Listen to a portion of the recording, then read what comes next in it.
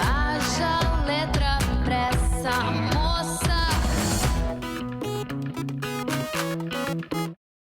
Hoje nós vamos ter aquela conversa sobre práticas educativas promotoras de saúde. E estamos aqui então com Dilma Kupti de Medeiros, que é psicóloga, coordenadora do Programa de Saúde na Escola da Secretaria Municipal de Saúde do Rio de Janeiro, Gel Brito, ator do Colegiado do Centro do Teatro do Oprimido, e Júlio Wong, professor da UF e coordenador do GT de Educação Popular da Associação Brasileira de Saúde Coletiva.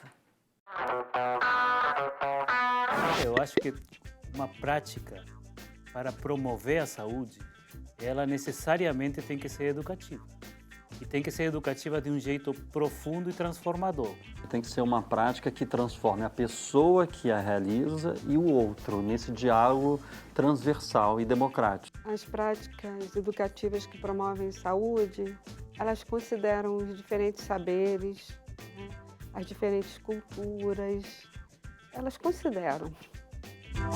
Para vocês, o que é uma prática educativa promotora de saúde?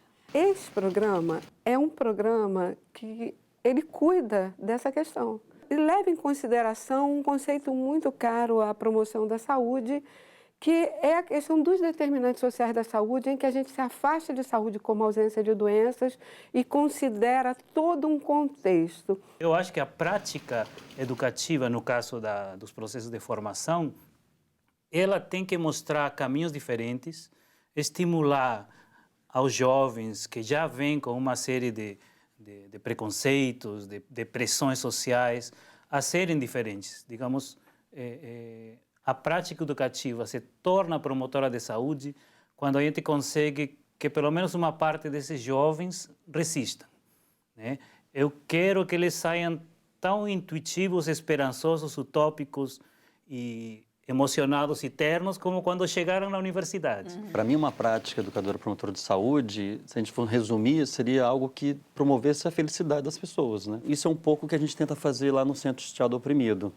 A gente trabalha com a realidade das pessoas, né? Eu não sou um profissional diretamente de saúde, né? Não sou um médico, mas o que a gente tenta fazer? A gente tenta trabalhar com uma metodologia onde as pessoas vão colocar suas próprias realidades e, a partir dessa realidade, ver os problemas, as opressões do cotidiano que eles vivem, das dificuldades, muitas vezes as dificuldades de relacionamento dentro do próprio trabalho, né? A dificuldade dentro de casa, e ver, teatralizando essas situações, ver como é que a gente busca alternativas para que elas sejam felizes, para que elas sejam literalmente saudáveis, né? Eu lembro de uma peça que vocês fizeram sobre violência e o público era de agentes comunitários de saúde. E ninguém conseguia interferir naquela situação. Eles diziam, mas eu não posso fazer nada enquanto não mudar o contexto, entendeu, político. E a gente dizia, mas nada mesmo? E aí, na medida em que eles foram podendo intervir, vocês, na coordenação, mostravam que pequenas mudanças fariam diferença, né? Por exemplo, tinha uma cena de violência contra a mulher, né?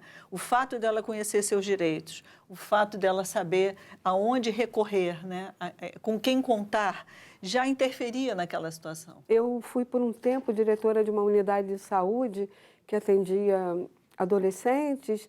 E era muito claro quando você sentava com o adolescente e começava a conversar e falar dos seus direitos, né? Olha, você tem direito, você pode mudar, e você começa a mostrar alguns caminhos e como a gente via acontecer a partir de um diálogo. Não precisava tanta coisa, era apenas ouvir e apresentar algumas outras propostas. Isso é fundamental, acreditar na mudança. É um simples diálogo, né? Não o quanto consigo. exige do profissional, né, preparo para poder dialogar. Nós sempre partimos da ideia de que nosso saber é o correto e o superior, e que as pessoas, nossos pacientes, as famílias, a população em geral nas comunidades, eles têm um saber que é inferior, né? Quando na verdade são conhecimentos, culturas diferentes, né? E para você estabelecer o diálogo, falava o Vitor Vala, há uma necessidade de você reconhecer que eles produzem cultura,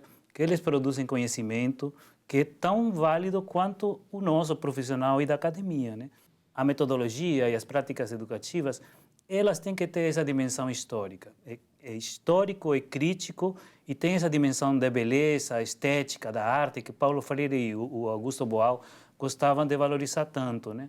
E eu acho que também a dimensão do protagonismo, né? Porque quando você, né, valoriza o protagonismo desses sujeitos, a gente tem mais experiência com a questão do protagonismo dos adolescentes, né, e dos jovens. Mas você pode trabalhar, na verdade, com qualquer, enfim, ator social.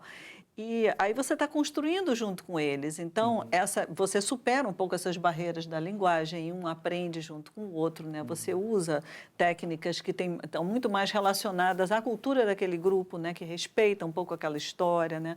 A cultura daquela comunidade. E o protagonismo tem a ver justamente com a questão metodológica, do jeito de fazer. Quando, por exemplo, os adolescentes viram protagonistas do processo, eles vão fazer de um jeito que não era o que nós, os profissionais, os mais velhos, pensávamos que devia ser feito. Para nós, às vezes, esse negócio está muito bagunçado, mas o protagonismo deles é a construção de uma bagunça criativa, né? Eu não sei mesmo o que está acontecendo, não. Tá bom? Tô sentindo muita, às vezes, aperto no meu coração, dor, e acelera. Meu amor, não? Não. De repente pode ser o amor e você não sabe. Você cresceu um pouquinho, Gabriel. Não muito, só um pouquinho, mas... A gente não pode fazer uma foto de um momento e até de uma roupa, né? De uma maneira de se comportar que aquele adolescente está... Ah, veio, mas olha só que saia curta, olha... Então, a gente não pode fazer isso, a gente tem que pensar nesse processo, desse crescimento. Isso é lindo, isso. A gente até já fez isso, concretamente. No começo de um projeto, a gente tirou a foto dos jovens, tirou a foto no meio, em vários momentos até o final. Então, a foto era outra completamente diferente, né? Que é essa questão dos conhecimentos complementares, do diálogo. Né? A gente tem que dialogar, mas como é feito esse diálogo? Porque hoje em dia, a gente não pode dizer necessariamente que não falta mais diálogo, mas, assim, como é que se escuta e como você vai passar essa informação? Estou lembrando do trabalho que a gente fazia, que era justamente os próprios jovens que fizeram uma peça sobre essa questão do uso da camisinha e a gente se apresentava nas escolas para discutir, para falar sobre a distribuição de camisinha. E, normalmente, os jovens... Imagina, você fala sobre sexualidade dentro da sala de aula, tudo calado. Então, a partir do teatro, como eles puderam se colocar, puderam fazer perguntas, faziam perguntas até às vezes anônimas, botavam numa caixa. E como foi indicado até que o número de jovens aumentou, né, na busca de preservativos dentro de um posto de saúde. Eu queria pegar seu exemplo da camisinha, que eu achei muito bom, para dar justamente essa outra dimensão da promoção da saúde que a gente está falando, né? Um dos eixos da promoção de saúde é justamente o desenvolvimento de habilidades. E muitas vezes a gente vê as pessoas querendo estimular o uso de camisinha, falando da coisa concreta da camisinha, né? Do selo do Inmetro, como é que abre. É ótimo, né? Isso também é importante, mas não discute essa outra dimensão do diálogo, da assertividade, da relação de gênero, né? Da tomada de decisão. Quer dizer, são outros elementos e que, às vezes, podem ser trabalhados numa questão que não tem nada a ver com saúde, né? E isso mostra também aquilo que a Dilma estava falando, da importância da interdisciplinaridade. Às vezes, essas outras dimensões vão ser mais bem trabalhadas por uma professora, né, que vai fazer uma coisa que não tem nada a ver com saúde, mas que vai ter uma repercussão importantíssima, né, nas decisões desses jovens. Quando a gente vai trabalhar com adolescente, a gente esquece a dimensão das relações. Eles querem falar mais de amor do que de camisinha, eles muito mais. Isso é uma experiência de sempre. E a gente, tecnicamente, protocolarmente, né, a gente quer falar de uso de camisinha, mas e não vai falar de amor, e a gente precisa falar das relações. Eu transformei tanto as aulas como as provas em brincadeiras. Eram jogos RPG, que os meninos incorporavam personagens, depois gravavam um programa de rádio no celular. Então, a prova final foi um programa de rádio, um podcast, que cada grupo criou com uma cena da história da medicina, desde a época de Hipócrates, a peste negra, até Oswaldo Cruz e a revolta da vacina. Então, assim, a gente tem que ir inovando, incorporando as coisas que para o jovem ou para os educandos, no caso, são importantes, sempre estar antenado, né? Por exemplo, tanto a educação popular como o teatro do oprimido nasceram em uma época onde a ração era superior, digamos, né? Então, era papo-cabeça, vamos caracterizar a sociedade brasileira, né? Quais estratégias para transformar a sociedade. E esse lado da emoção, dos sentimentos, da afetividade, da espiritualidade, ela só veio acontecer, quer dizer, só veio a aparecer nos anos 80, né? Na Pedagogia da Esperança, por exemplo, o Paulo Freire começa a falar de uma série de coisas, né? Eu acho que quando a gente planeja o que fazer, quais as atividades que a gente vai levar em consideração, a gente tem que ter essa dimensão também, né? De que momento que você vai permitir essa expressão de sentimentos, essa reflexão sobre as vivências. E você quebra, né, um pouco, né, a própria, porque as pessoas geralmente elas estão numa caixa. Eu tenho essa função, eu sou um médico, eu sou um enfermeiro, eu sou um assistente comunitário. Então já se espera que ela deve ter aquela ação que é esperado, né? E não pode propor uma coisa diferenciada. Na época que a gente, quando eu era gerente do adolescente, a gente fez uma parceria com o Teatro do Oprimido para capacitar os profissionais, né? E tinha uma enfermeira que era aquela assim super formal, técnica, que dava aula de higiene para os adolescentes, enfim. E aí, quando a gente foi fazer a avaliação do curso, ela me trouxe a seguinte história, que ela tinha pensado em fazer uma atividade sobre uso de drogas. E ela ia usar uma dinâmica do vampiro, que você tem que, enfim, você vampiriza e se por acaso aquela pessoa for um ser humano, ela dá um berro, não é isso? E se ela for um vampiro, ela dá um suspiro de prazer. E aí ela disse que quando começou a fazer, prestou atenção, que os berros eram assim, histéricos, e que os suspiros eram totalmente sem graça, assim, E aí ela falou, eu acho que eu vou discutir o prazer na vida dos jovens.